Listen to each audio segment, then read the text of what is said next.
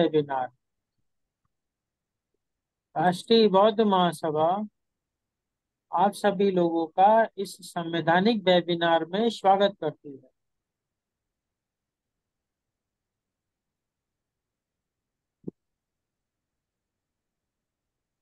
यह डिक्लेरेशन है मेरा। नमस्ते। मैं आरसी धीमान, बस बढ़िया, ठीक है। निवासी कानपुर उत्तर प्रदेश, यह घोषणा करता हूँ यह कि मैं भारत के संविधान में पूर्ण आस्था एवं विश्वास रखता हूँ। हाँ। यह कि मेरा उद्देश्य किसी भी राजनीतिक दल को की विचारधारा का समर्थन या विरोध करना नहीं है। यह कि मैं धर्म, मूल, वंश, वर्ण, जाति, जन्म स्थान, रंग इत्यादि के आधार पर होने वाले इसलिए भी चल भेदभाव रहा है का कि बहुत से समर्थन नहीं असहमतियां जो करता। आई हैं उस आधार पर यह जितने कि भी व्यक्ति के संवैधानिक सदस्य अधिकार हैं वो सब और विरोध कर रहे हैं। मानवाधिकार, समता, स्वतंत्रता, बंधुता सब और विरोध कर रहे हैं, न्याय, सब कुछ काउंसिल कर गरिमा का प्रबल समर्थन करता हूँ। रहे हैं। यह कि विधिक अधिक विधिक अज्ञानता को दूर करने तथा विधिक अधिकार और विधिक कर्तव्यों का बोध कराने के उद्देश्य से निःशुल्क बिना किसी आर्थिक लाभ के सोसाइटी जनहित में बहुत से यह अच्छा विधिक उनके ज्ञान लिए प्रदान कर निकल रहा हुए थे भोपाल से अच्छा निकल गई अचानक 5-10 प्रिंसिपल भी दिखा हूँ। राष्ट्रीय बौद्ध महासभा के संस्थापक दें।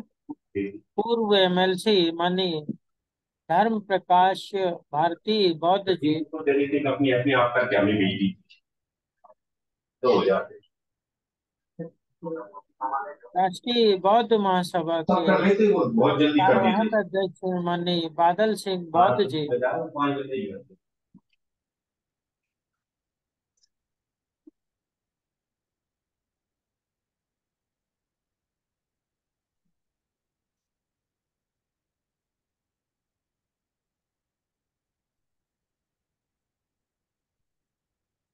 नहीं मान सब जी जी जी जी और जी आज की इस वेबिनार की अध्यक्षता कर रहे हैं माननीय सुद्रोधन बडवने जी जी, जी जी प्रदेश अध्यक्ष महाराष्ट्र जी जी जी राष्ट्रीय बौद्ध महासभा। और संचालन कर रहे करता माननीय ही है। चरण प्रजापति जी, जी प्रदेश संगठन सचिव हाँ मध्य सब बढ़िया प्रदेश सब राष्ट्रीय बौद्ध महासभा। Okay okay sir.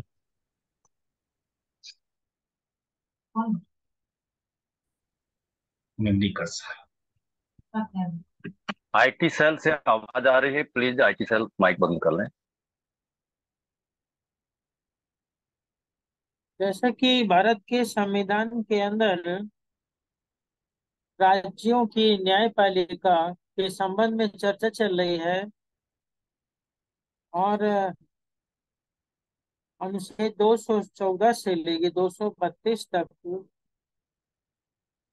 उच्च न्यायालय यानी हाई कोर्ट के संबंध में विधियों को सृजित किया गया है, जिसमें उनके संगठन, उनकी नियुक्ति, उनके कार्य, उनकी शक्तियां इत्यादि के संबंध में जानकारी दी गई है।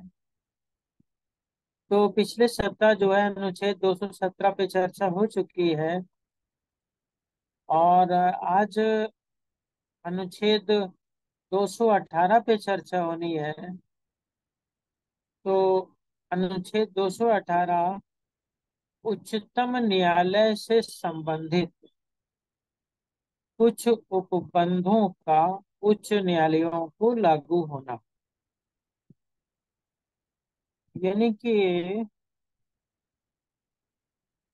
जो सुप्रीम कोर्ट है उसके ऊपर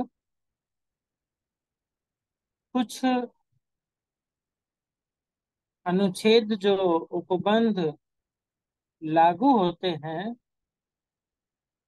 उन्हीं उपबंधों को हाई कोर्ट के ऊपर भी लागू किया जाएगा।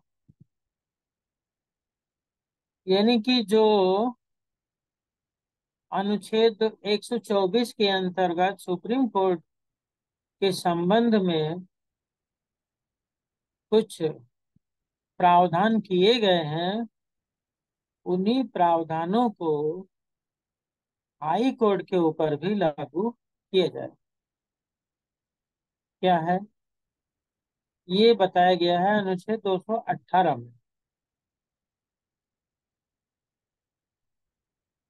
अनुच्छेद 218 में स्पष्ट किया गया है कि अनुच्छेद 124 जिसमें सुप्रीम कोर्ट की शक्तियां दी गई कि खंड 4 और खंड 5 के उपबंध जहां जहां उनमें उच्चतम न्यायालय के प्रति निर्देश है, वहां वहां उच्च न्यायालय के प्रति निर्देश प्रतिस्थापित करके उच्च न्यायालय के संबंध में वैसे ही लागू होंगे जैसे वे उच्चतम न्यायालय के संबंध में लागू है।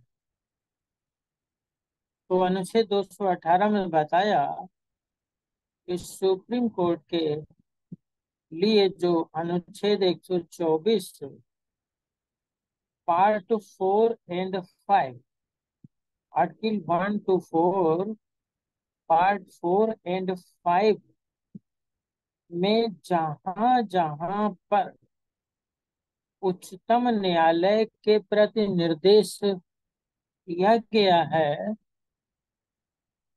वो समस्त निर्देश को इस तरह से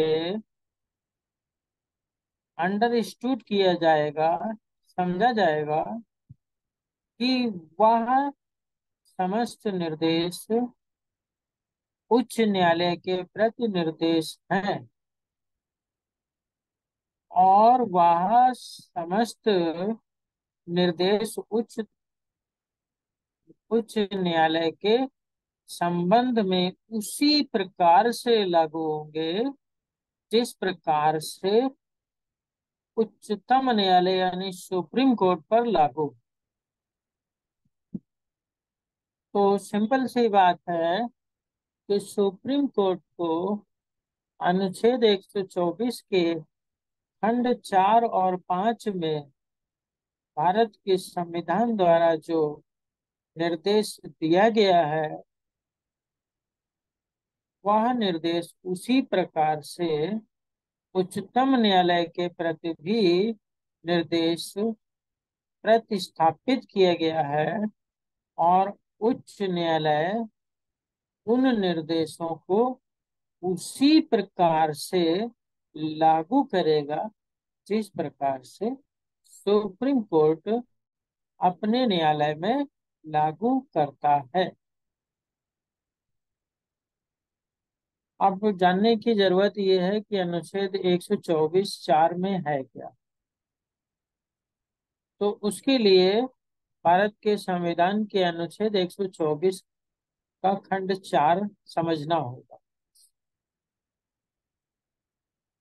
अनुच्छेद 124 के खंड 4 में उच्चतम न्यायालय के किसी न्यायाधीश को उसके पद से तब तक नहीं हटाया जाएगा जब तक कि साबित कदाचार या असमर्थता के आधार पर ऐसे हटाए जाने के लिए संसद के प्रत्येक सदन द्वारा अपनी कुल सदस्य संख्या के बहुमत द्वारा उपस्थित और मत देने वाले सदस्यों के कम से कम 2/3 बहुमत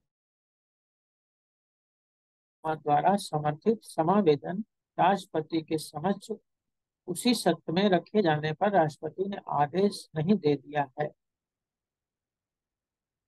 it means it is a condition, यह एक शर्त है।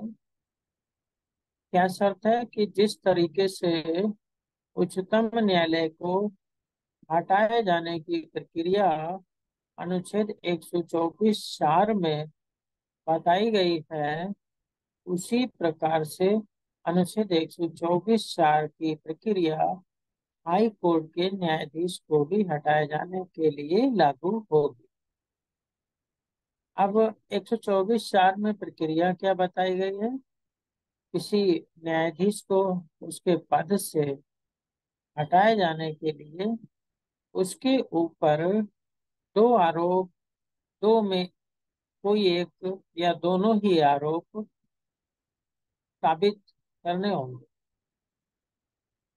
पहला ये कि कदाचार का आरोप।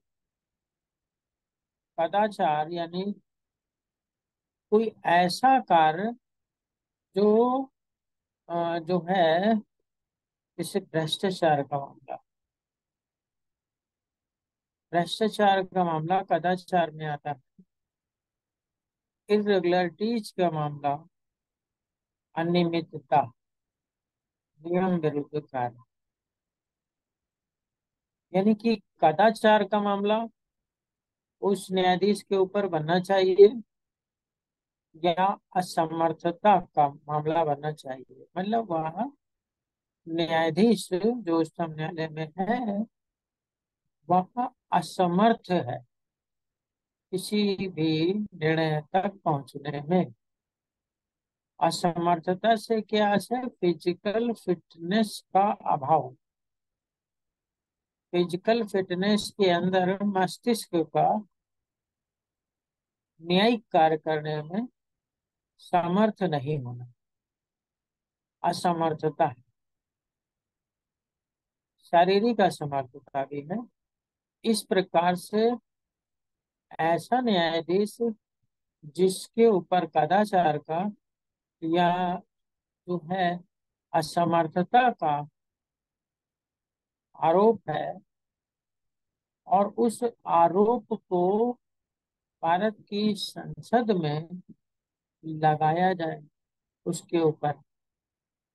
और ये न्यायाधीश को हटाने के लिए सुप्रीम कोर्ट के न्यायाधीश को खंड 4 के अंतर्गत हटाए जाने के लिए जरूरी है कि उसमें उसके ऊपर कदाचार का या उसके ऊपर असमर्थता का आरोप लगे और वो भी संसद में लगाया जाए। उसके ऊपर लगाने के बाद जो है, जो संसद के सदस्य हैं उन सदस्यों की कुल सदस्य संख्या के बहुमत द्वारा यह स्पष्ट किया जाए कि वह कदाचार का दोषी है। कदाचार के मामले में बहुमत से सदस्य सहमत हो या उसकी असमर्थता के संबंध में बहुमत के आधार पर सदस्य सहमत हो और फिर उसके बाद उपस्थित सदस्य मत दें, वोट भी पड़े और वोट भी दें कि ठीक है, ये जो है कदाचार का मामला इन पे बनता है और इन्हें हटाया जाए। इस बात का बहुमत के आधार पर सदस्य वोट दें और कम से कम 2/3 बहुमत द्वारा जो है ऐसे प्रस्ताव का समर्थन किया जाना चाहिए। यदि पार्लियामेंट में 2/3 बहुमत के द्वारा समर्थन करके ऐसे न्यायाधीश को कदाचार या समर्थता के आधार पर हटाए जाने की सदन सिफारिश करता है तो वह सिफारिश राष्ट्रपति के समक्ष उसी सत्र में की जानी चाहिए और फिर अगर राष्ट्रपति ने उसको हटाए जाने का आदेश दे दिया है तभी वह न्यायाधीश को उसके पद से हटाया जा सकता है, अन्यथा नहीं। ये जो अनुच्छेद 124 के अंदर सुप्रीम कोर्ट के जो न्यायाधीश हैं उनको हटाए जाने की एक प्रक्रिया स्पष्ट की गई अनुच्छेद 124(4) में। अब अनुच्छेद 124(4) यानी पार्ट 4 हो गया और पार्ट 5 की भी बात की गई है इसमें। पार्ट 4 लागू होगा हाई कोर्ट के न्यायाधीश के ऊपर एज इट इज। ये बात अनुच्छेद 218 में कही गई है कि उच्चतम न्यायालय से संबंधित कुछ उपबंधों का उच्च न्यायालय को लागू होना। यानी अनुच्छेद 124 के खंड 4 और 5 उच्चतम न्यायालय के प्रति निर्देश हैं, और वह निर्देश उसी प्रकार से उच्च न्यायालय के प्रति भी हैं, और उच्च न्यायालय उसे लागू करेगा। यानी कि जो डायरेक्शन 4 और 5 में दिया गया है वह पूरी तरीके से उच्च न्यायालय के प्रति भी है, और उच्च न्यायालय के जो न्यायाधीश हैं उनको हटाने के लिए भी एक प्रक्रिया होगी। तो खंड 4 हो गया। खंड 5 की भी बात कर लेते हैं जो इसमें स्पष्ट किया गया है। अनुच्छेद 124, अनुच्छेद 124 के खंड 5 संसद खंड 4 के अधीन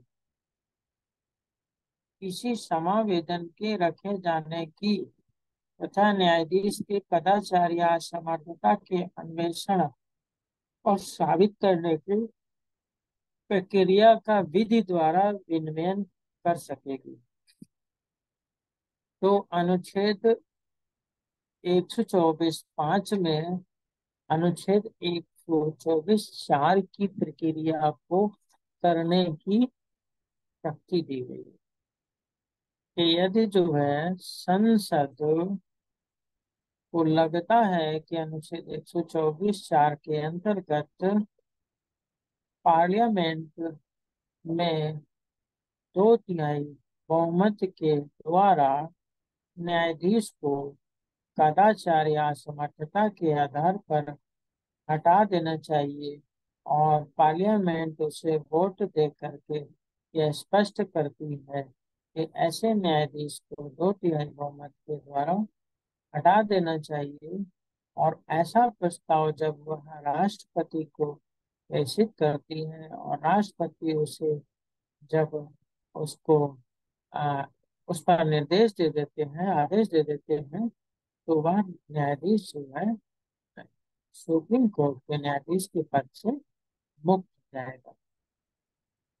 ये जो प्रक्रिया है, ये प्रक्रिया को करने की शक्ति संसद को अनुच्छेद 124(5) में प्रदान की गई है। क्योंकि अनुच्छेद 4 की प्रक्रिया को करेगी, लेकिन करने की शक्ति तो अलग से देनी पड़ेगी, तभी तो करेगी। उसे लीगल राइट तो देना पड़ेगा ना पार्लियामेंट। तो इसलिए अनुच्छेद 124 के खंड 5 में संसद खंड 4 के अधीन जो भी न्यायाधीश को हटाए जाने का समावेदन रखा जाता है कि यह न्यायाधीश कदाचार या असमर्थता के कारण कार्य करने में असमर्थ है, तो उस कार्य को, उस प्रक्रिया को पूर्ण करने के लिए, अन्वेषण करने के लिए और यह बात साबित करने के लिए जो है संसद को जो है विधि द्वारा विनियमन करने की शक्ति प्राप्त, यानी संसद को यह शक्ति प्रदान कर दी गई, ताकि संसद जो है इस प्रक्रिया को पूरा करने के बाद उस न्यायाधीश के संबंध में हटाए जाने का प्रस्ताव पर चर्चा कराए और वोटिंग कराए, और वोटिंग कराने के बाद 2/3 बहुमत के आधार पर प्रस्ताव बना करके उसको वहां भेजे राष्ट्रपति के पास, और राष्ट्रपति फिर उस पर आदेश दें, और तब जो है ये न्यायाधीश अपने पद से मुक्त हो जाए। इस प्रकार से ये अनुच्छेद 124 के खंड 4 और 5 के संबंध में मैंने बताया। अब अनुच्छेद 124 और 100 अनुच्छेद 124(4) और 5 सुप्रीम कोर्ट के प्रति निर्देश, जो भी बातें मैंने बताई वह सुप्रीम कोर्ट के लिए निर्देश है। इसीलिए यहाँ पर सुप्रीम कोर्ट के निर्देशों को 4 और 5 खंड को उच्च न्यायालय के ऊपर भी एज इट इज लागू किया जाएगा। यानी कि जो सुप्रीम कोर्ट के अंदर न्यायाधीश को हटाने की प्रक्रिया है, वह प्रक्रिया हाई कोर्ट में भी अडॉप्ट की जाए। ये बात यहाँ 218 में स्पष्ट कर दी गई है।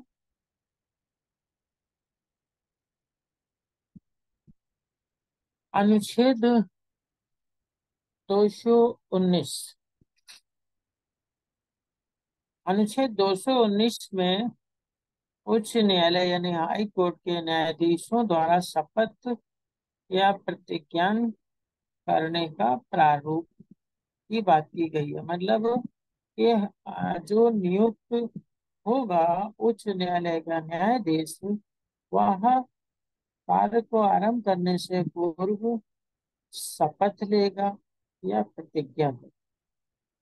क्या करेगा, कैसे करेगा? उच्च न्यायालय के न्यायाधीश के रूप में नियुक्त प्रत्येक व्यक्ति अपना पद ग्रहण करने से पहले राज्य के राज्यपाल या उसके द्वारा इस निर्मित नियुक्त किसी व्यक्ति के समक्ष निर्धारित प्रपत्र के अनुसार शपथ या प्रतिज्ञान करेगा। शपथ या प्रतिज्ञान करेगा और उसकी सदस्यता लेगा। तीसरी अनुसूची में इस उद्देश्य के लिए प्रतिज्ञान का फॉर्मेट दिया हुआ है। कहने का मतलब है कि भारत के संविधान के अंदर 22 भाग हैं, 395 अनुच्छेद थे और 12 अनुसूची। ये 12 अनुसूची में जो तीसरे नंबर की अनुसूची है, उस अनुसूची में प्रतिज्ञा करने यानी शपथ लेने का फॉर्मेट दिया हुआ है कि कैसे शपथ लेनी है।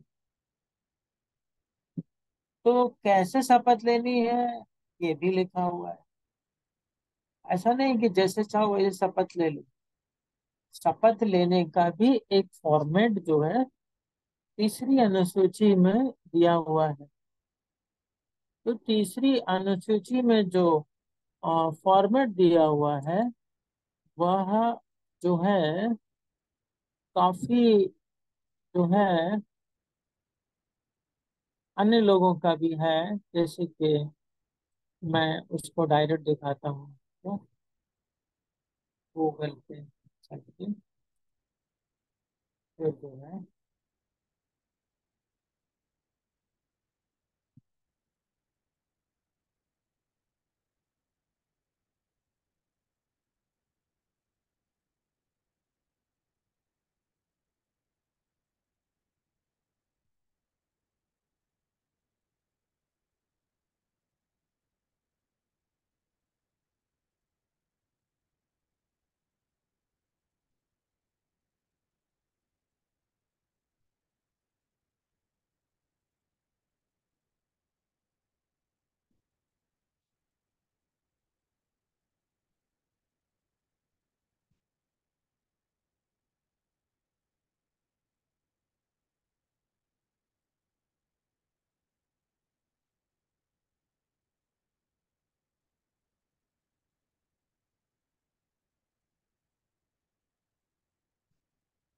अब आपके सामने डायरेक्ट जो है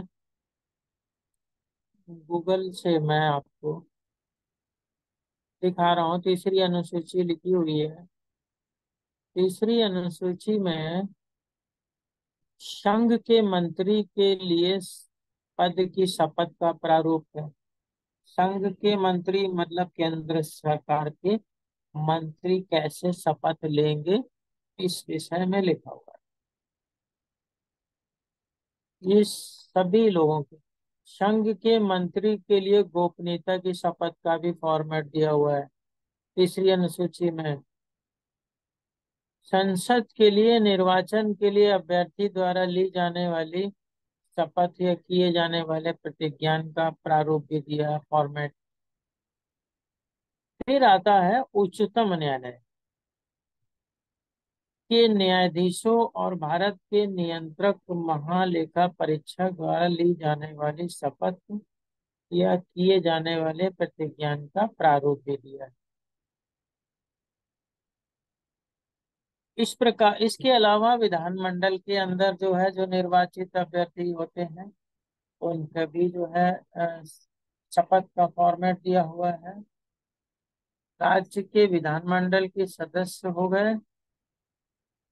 अब उच्च न्यायालय के न्यायाधीशों द्वारा ली जाने वाली शपथ या किए जाने वाले प्रतिज्ञान का फॉर्मेट भी दिया हुआ। तो मैं आपको ये दिखा रहा था कि अनुच्छेद जो है एक अनुसूची नंबर 3 में विभिन्न प्रकार की शपथ लेने के फॉर्मेट दिए हुए। कहीं केंद्र सरकार के मंत्रियों की, कहीं राज्यों की, और कहीं हाई कोर्ट की। तीसरी अनुसूची में जो सुप्रीम कोर्ट के लिए जो फॉर्मेट दिया हुआ है वो ये है सामने आपके। इसको मैं शेयर कर देता हूँ।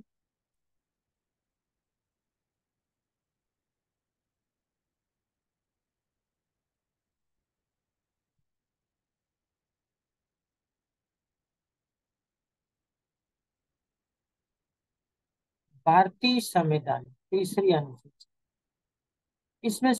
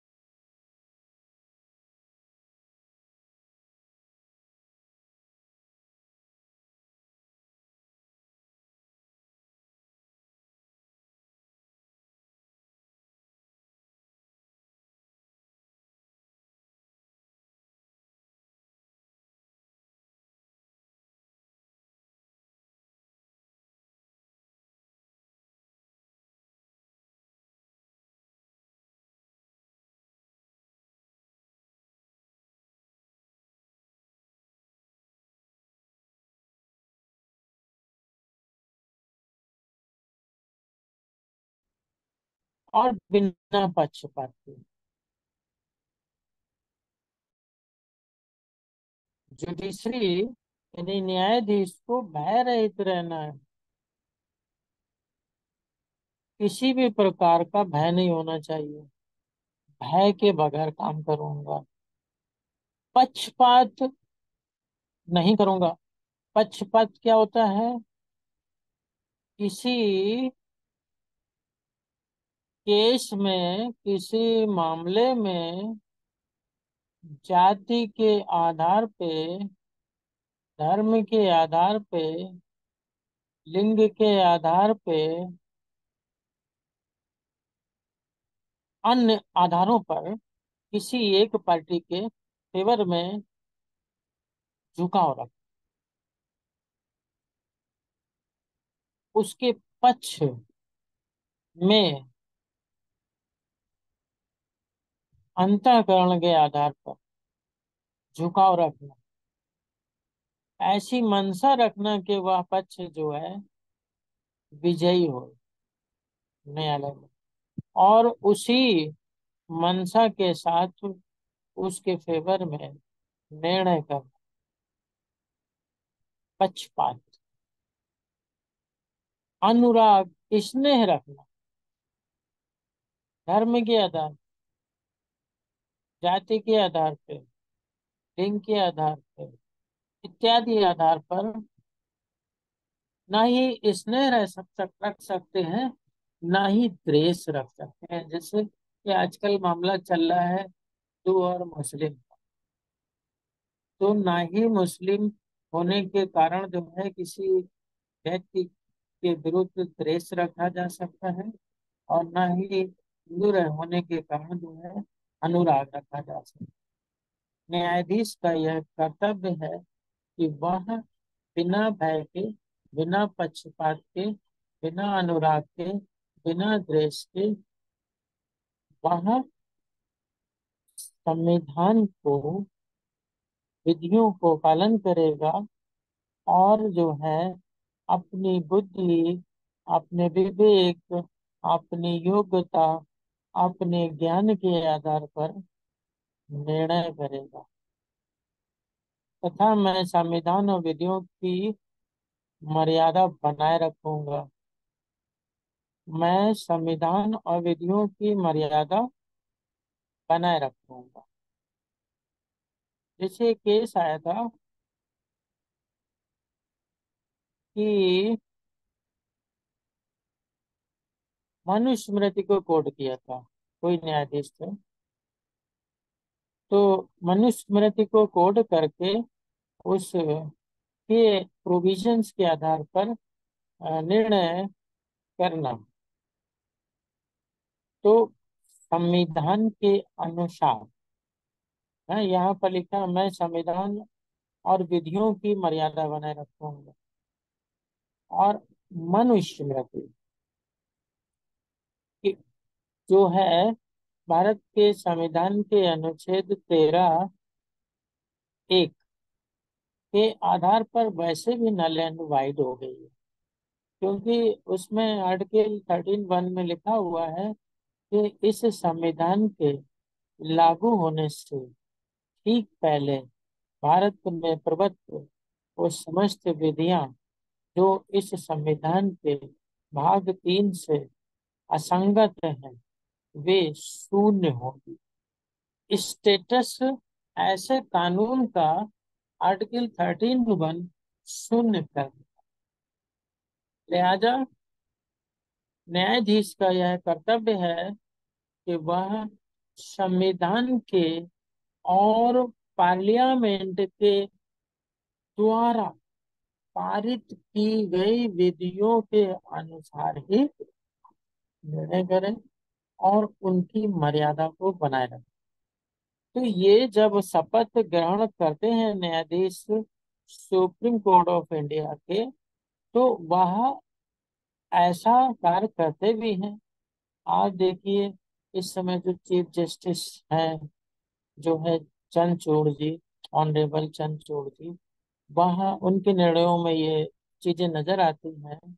वह भयग्रस्त नहीं होते, वह पक्षपात नहीं करते, वह अनुराग या द्वेष से लिप्त नहीं होते, संविधान की मर्यादाओं के अनुसार कार्य करते हैं। तो ये शपथ दिलाई जाती है जो है सुप्रीम कोर्ट के न्यायाधीशों को, जो कि अनुच्छेद 124 के अंतर्गत नियुक्त होते हैं, और 218 के अंतर्गत जो तीसरी अनुसूची है, उस तीसरी अनुसूची के अंतर्गत इस फॉर्मेट के अंतर्गत जो है चीफ जस्टिस और जो है उसके और उच्चतम न्यायालय के अन्य न्यायाधीश शपथ लेते हैं और उसका पालन करते हैं। इसी प्रकार से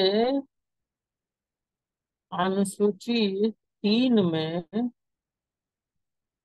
हाई कोर्ट के लोग भी, हाई कोर्ट के न्यायाधीश भी शपथ लेते हैं। ये लिखा है, देखिए मैं आपको शेयर कर देता हूँ।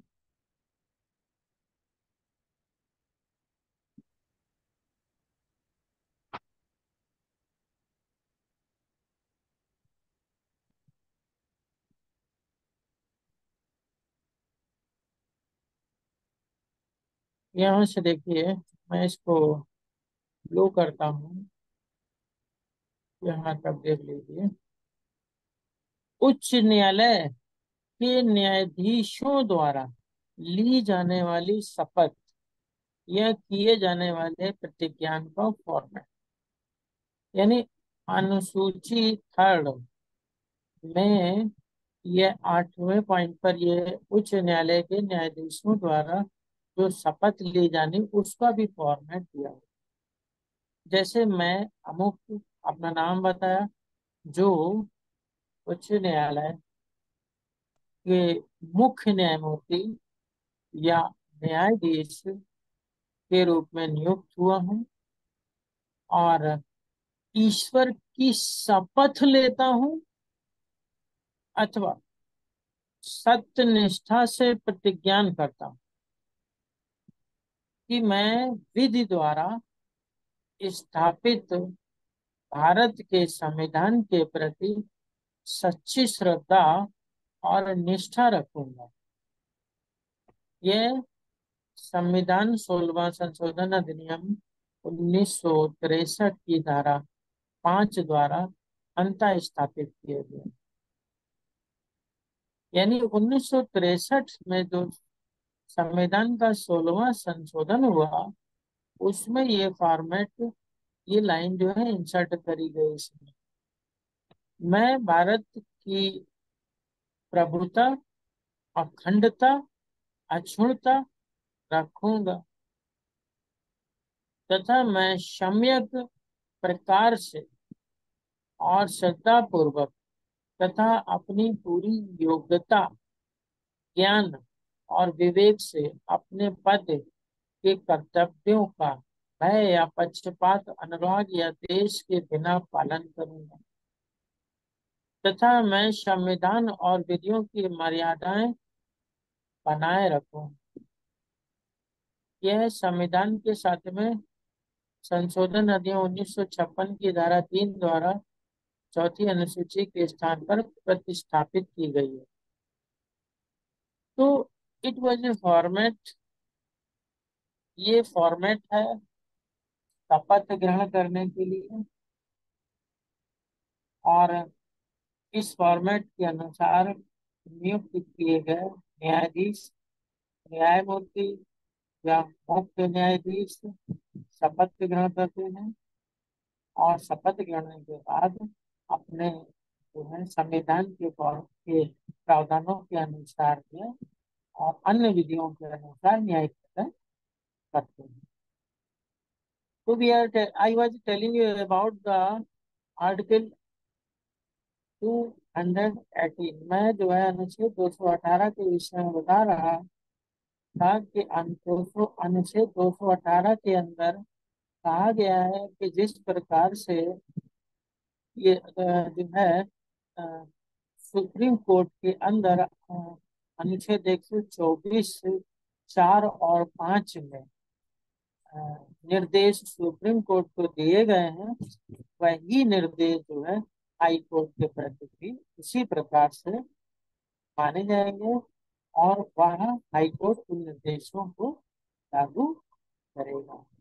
नेक्स्ट, दो 219 के अंदर यह स्पष्ट किया गया है कि सुप्रीम कोर्ट के न्यायाधीश हो या हाई कोर्ट के न्यायाधीश हो, उनको जो अनुसूची 3 में फॉर्मेट दिया गया है शपथ ग्रहण करने का, उस फॉर्मेट के अनुसार शपथ ग्रहण करेंगे। और और वो भी नियुक्ति, वो जो है कार्यभार ग्रहण करने से पूर्व, नियुक्ति होने के बाद ये शपथ ग्रहण करेंगे, फिर वो अपना कार्य आरंभ करेंगे। तो ये 2 आर्टिकल पे आज चर्चा हुई, और इसके आगे जो है हम लोग नेक्स्ट मंडे को चर्चा करेंगे। अनुसूची क्या होती है, थोड़ा सा यह भी समझ लीजिए। जैसे कि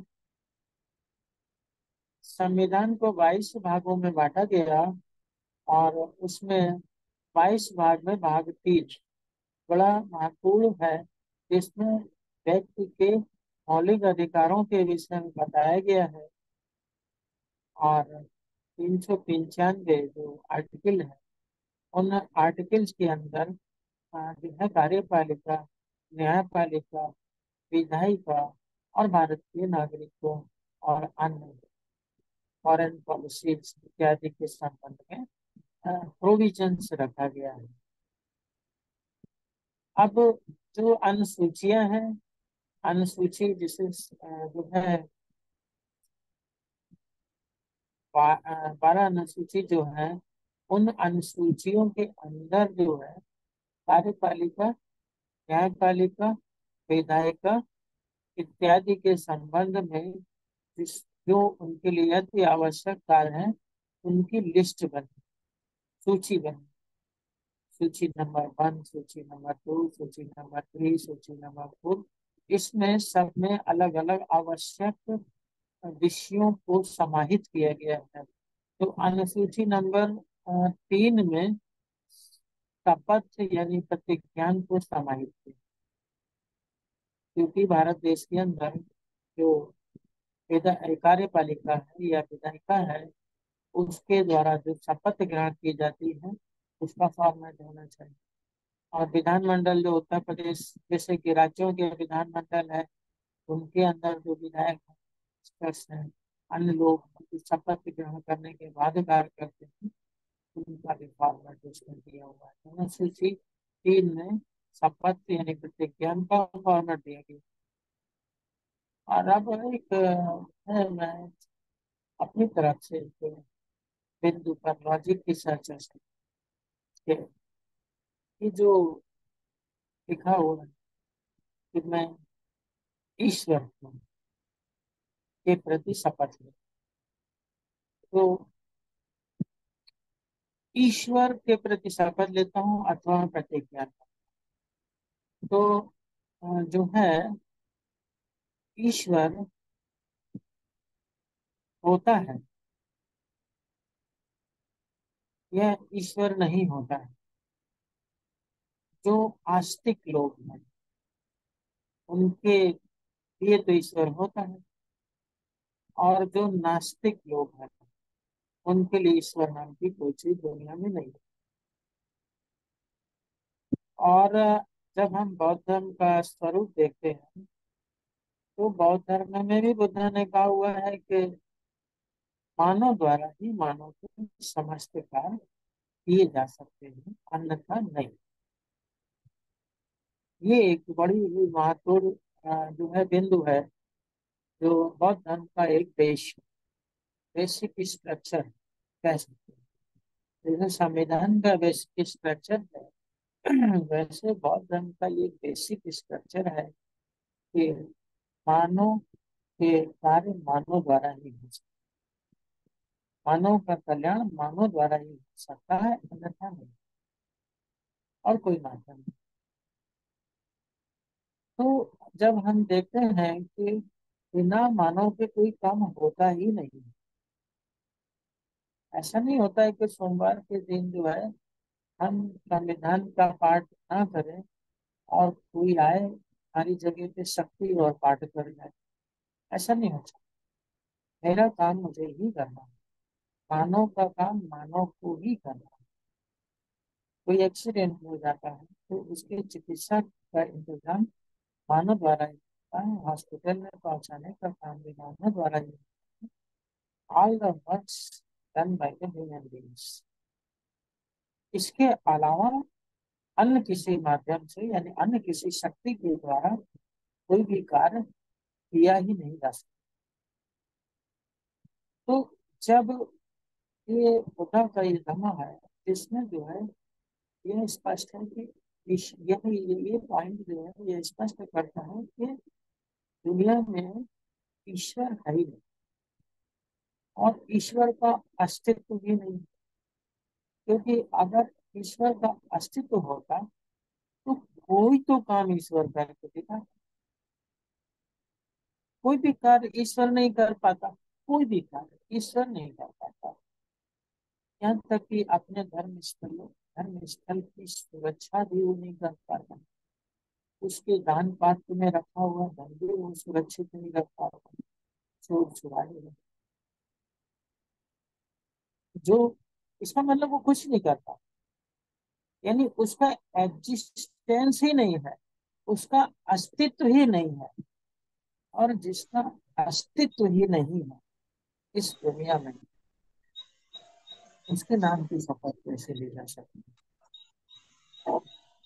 यानी कि ये तो जो है ईश्वर की एग्जिस्टेंस को अ, जो है सर्टिफाई करता है। ये जो प्रतिज्ञा तो मैं ईश्वर की शपथ लेता हूँ ये ईश्वर के अस्तित्व को सर्टिफाई करता है। कभी संविधान के लिए। क्योंकि संविधान एक फंडामेंटल डॉक्यूमेंट है जो किसी ऐसी चीजों को जो है सर्टिफाई नहीं कर सकता। तो यहाँ पर यह है थोड़ा सा मुझे ऑब्जेक्शनेबल लगता है कि इसकी आवश्यकता नहीं है।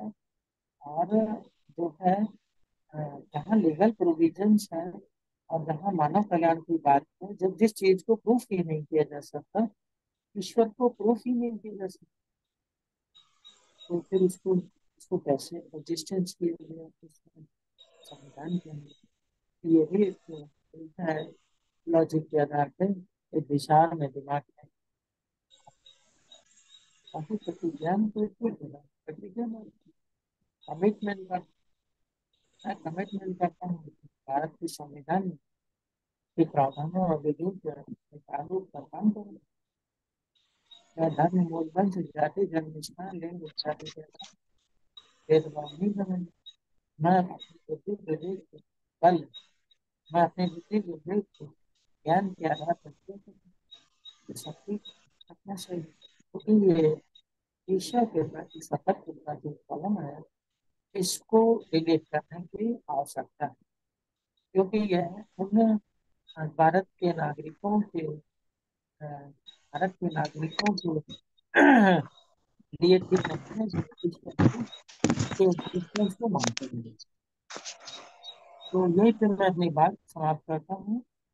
और जो है जय भी हवन।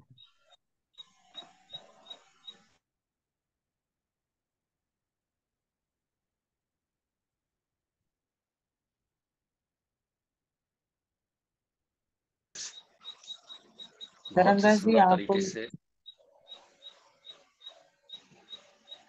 जी बहुत ही सुंदर तरीके से आपने आज संविधान समझाया। अब आज के अध्यक्षीय उद्बोधन हेतु आज के अध्यक्ष महोदय परम सम्मानीय इंजीनियर शुद्धोधन पटवन्ने साहब,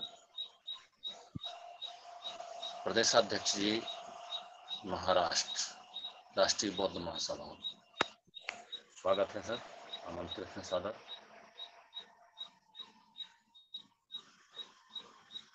जी सुन रहा हूं।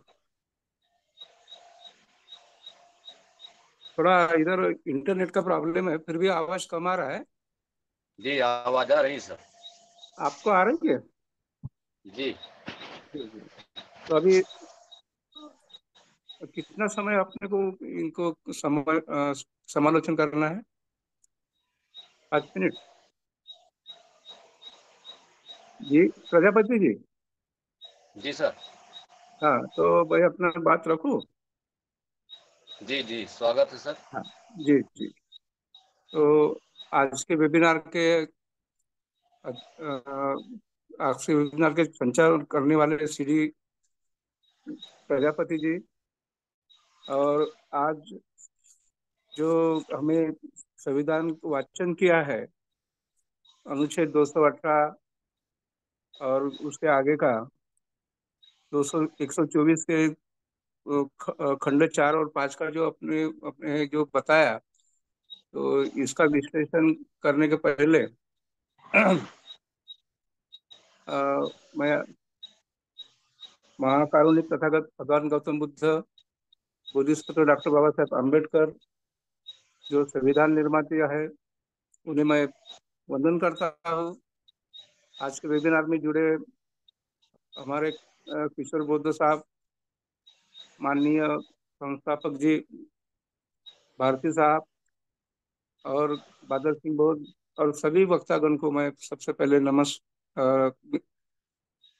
जय भीम करता हूँ।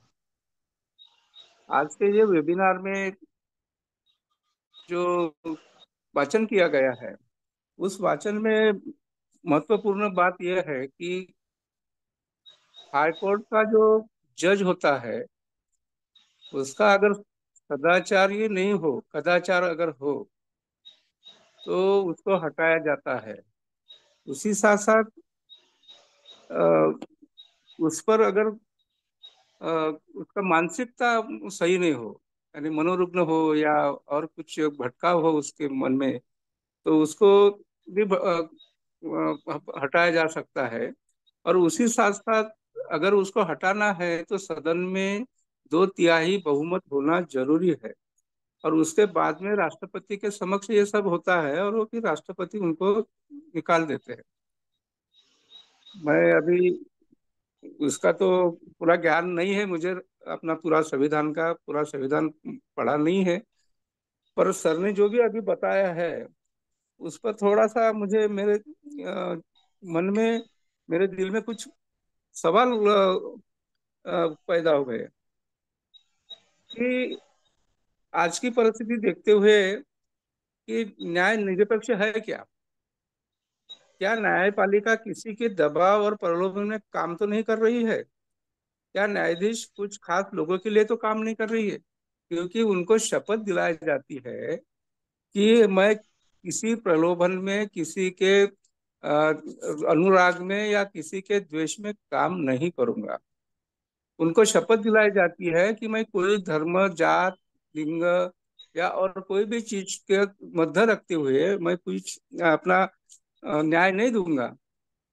आज के परिस्थिति अगर देखा जाए तो थोड़ा सोचने वाली बात है।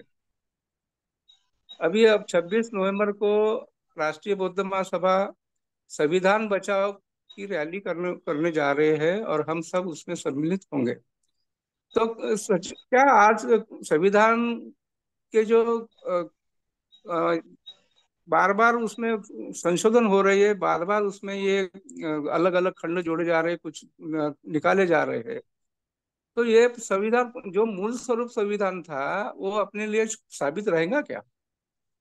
शायद अब मैं जो बात कर रहा हूँ कहीं हमारे विषय से भटका तो नहीं हो रहा है, फिर भी मैं 2 मिनट के लिए इधर मुझे बोलना लग रहा है कि ऐसा बताना ही चाहिए, बोलना ही चाहिए। तो ये सब बातें देखते हुए संविधान वाचन करने वाले हमारे जो सर जी है धीमन साहब, ये ये असिस्टेंट प्राध्यापक है, इन्हें पूरा उसके ज्ञान है। तो हम ये चाहते हैं कि साथ साथ ये आज की परिस्थिति पे पर भी साहब थोड़ा सा हमारे लक्ष्य दे और थोड़ा प्रकाश डाले। तो मुझे ज्यादा बताना नहीं है, मैं यही रुकता हूँ। फिर भी मुझे और एक बात बताना है कि आप सब लोगों को लिए 17 सितंबर नागपुर में रामा स्वामी पेरियर नायकर जी की जयंती के उपलक्ष्य में युवाओं का धम्म शिविर हम लगाने जा रहे हैं। करुणा भवन बजाज नगर में, नागपुर में। तो आप सभी इनवाइट है, और ज्यादा से ज्यादा तादाद में युवा अगर हमारे यहाँ आए तो हम वो उनको लाभान्वित हो सकते हैं। उनको आने के बाद अगर पहले दिन आते हैं तो हम उनकी रहने की व्यवस्था कर रहे हैं। उसके पहले खाली हमें 5 दिन के पहले उनकी लिस्ट अगर मिल जाए तो कितने लोगों की हमें उनकी व्यवस्था करना है, ये हम उसकी व्यवस्था कर लेंगे।